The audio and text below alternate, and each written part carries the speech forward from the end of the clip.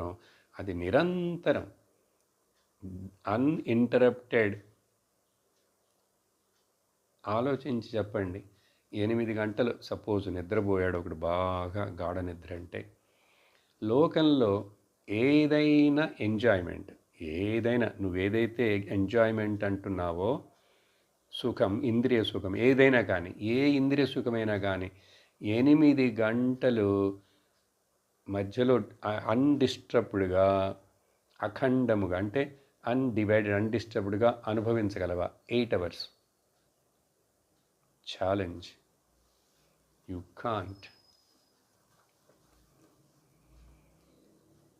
అందుకని ఇది మనం ఎప్పుడు ఆలోచించాం.